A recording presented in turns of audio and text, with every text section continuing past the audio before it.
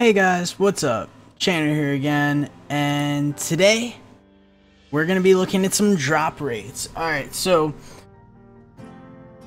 what's going on here is we're going to be looking at a spreadsheet, and this spreadsheet is going to have the drop rates of all different items for each class, because there are certain reasons why different classes have different drop rates. And you know, an instance of that is barbarians have mighty belts along with regular belts. So when you gamble from Kadala or buy items with Bloodshards from Kadala, not only are you getting regular belts, but you're also getting mighty belts.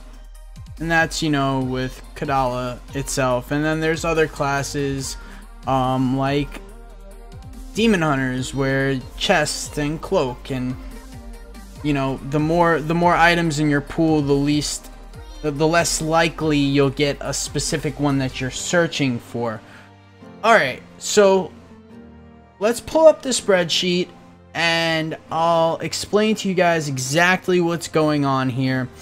I'll link the spreadsheet in the description below, so make sure you check that. I'll make sure that I put the link as the first thing in the description so you guys could easily find it. And let's go ahead and pull up the spreadsheet. Alright, so here it is. And what's going on here is we have a bunch of different tabs at the top. We have Bloodshard's armor, Bloodshard's weapons, weighted drop rates, armor and weapons. And the other two, I guess, don't really matter. I haven't really looked at them, but it's just these four tabs that are important for us right now. And then over here, as you can see in the spreadsheet, it has each class. And then it has, you know, different categories. Like these are amulets. They'll say it right here. And then we're moving on to belts and mighty belts and boots and so on and so on.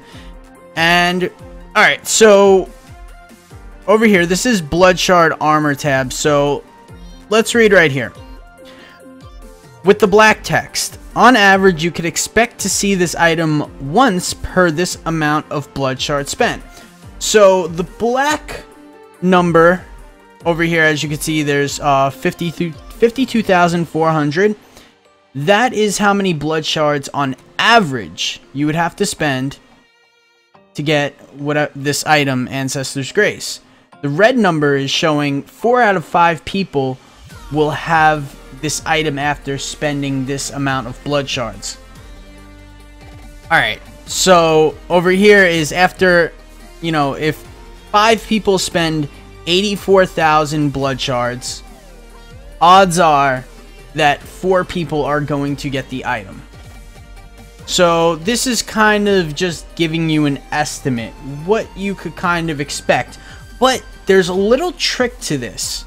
There's a little trick, because how I explained, when Barbarian gambles belts, a Barbarian has a larger belt pool of items than, say, a Crusader, who has the same main stat, right? Alright, so, for instance, let's look at an item like the Witching Hour. The Witching Hour for Barb takes an average of 18,750 Bloodshards, but on the Crusader over here, it takes an average of 12,000. Let me highlight it. This is what I'm looking at right here. This is for the Barb. This is the Witching Hour. So on the Barb, it takes an average of 18,750. On the Crusader, Witching Hour takes an average of 12,750. So if you really needed a Witching Hour on your Barbarian, which is not too bad for trial runs, I guess, you could, if you're not going to go for the Pride of Cassius, aside the point, completely aside the point. It's a cool trick. If you had like just a level 70 Crusader, you're trying to get that Witching Hour, you could gamble or spend your Bloodshards at Kadala with your Crusader to get the Witching Hour for your Barbarian, and it would increase your odds of getting that item. Now, as you could look a little bit lower, this is the reason why, because every 5,000 shards or so, you're getting a bunch of these different mighty belts. Pride of Cassius is 9,375 on average. And remember, what we're seeing here, the red number is kind of the maximum amount of shards we would have to spend. But again, this is all estimates. These are estimates, these are odds. So you can spend over 15,000 shards. You could be unlucky and be that 5th person who doesn't get it, you know? So that's just what it is. But it's definitely a good tool to use if you're trying to kind of get around things. But I mean, if you think about it this way, if your class has a special item in a certain area, like a Crusader shield, if you're looking for a storm shield but you're on your Crusader, I know you really wouldn't look for that, but I'm just giving an example. You might want to get that on your barb, even though that wouldn't be a good idea sometimes, because you probably want a certain, you know, if you want a certain stat on it, like say you want phalanx damage, well then, you know, weigh your options, because this could be a good tool, but at the same time you might be screwing yourself. You're gonna have to kind of play it by ear. Just use your best judgment. But yeah, this is a great tool to have. It shows you all the items, the average amount of blood shards you'll have to spend on every class. Again, how many blood shards 4 out of 5 people will spend to get the item. Great tool to have, you know, a good way to just kind of estimate, you know, how long you're gonna have to spend farming or using Kadala to try to get your items. Now the second part of this are just drop rates, and drop rates are cool, I guess. I mean, if you want to know. Oh, I wanted to show you guys one more thing. All right, check this out. Star of Askarnarth. Now this is the fire immunity necklace. Check this out. On a barbarian, 131,000 blood shards to get one of these. After 210,000 blood shards on necklaces, 4 out of 5 people will have a fire immunity neck. Craziness, right? That is craziness. Craziness. Because, I mean, what's the next one down?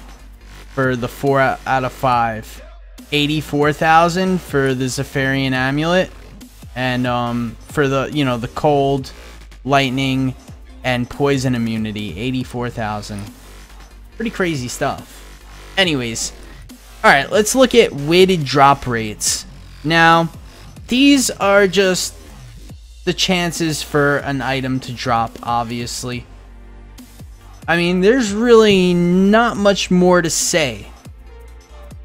But, alright, so when an item drops, what are we looking at over here? Let's look at boots. When an item drops, and an item meets the roll, say a pair of boots drop, and that pair of boots meets the roll to become a legendary, it goes into another roll. And that roll is split between all these different boots that could happen. So, you know, if you roll a 1 through 16, then you get this boot. If you roll a 16 through 26, you get this boot. And what you're seeing here is exactly that. 16% of legendary boots will be Blackthorns. 16% will be Bojanglers. 16 8 demon boots. We're looking at monk, I guess, right now. Or yeah, we're looking at monk. 16 firewalkers, 4% for the ice climbers, 16 for the iron toes, and 16% for the crudest boots. And yeah, like if you're really looking for an item, you kind of want to know, hey, what's the drop rate of this thing? It feels like I'm never getting one. Just check it out over here. This will kind of tell you you know, how rare is the item that you're actually looking for, if you're curious. But, I mean, honestly, the drop rates are the drop rates, and, like, it's not like by knowing them it's going to increase your chance to get these things. The Bloodshard part of the spreadsheet is a good tool to use sometimes, but, you know, it's always kind of good to know, like, hey man, I really need this thing. I've been farming forever for it. How rare is this? Like, let's go look at a furnace. Let's look at a furnace and see how rare a furnace is. I believe it's around 2%. 1 out of 50 legendary maces will be a furnace. And then 1 out of 9 will be an ancient furnace. Yikes. Did I skip it? Two-handed mace. Alright. I believe this one was the barbarian. The furnace. 5%. Wow. It's higher than I thought. Higher than I thought. That is awesome. 5% drop rate for a furnace. 10% for a Bone King. And then 21% for the other 4 maces. That's a pretty good deal. So, you know, not as rare as you think. That's not too bad. For a furnace, for an endgame weapon like that, you guys will get them. And I mean, this, you know, I could say this is totally legit because 2.1.2 came and they increased the drop rates for all the super rare items that were previously like impossible. Like I had like 3,000 hours, I got like 1 furnace, and only 600 hours of that was pre-Reaper of Souls. So yeah, I mean, yeah, the drop rates have been adjusted from patch to patch a ton. And as the patches went on, these items became a little bit easier and a little bit easier to obtain.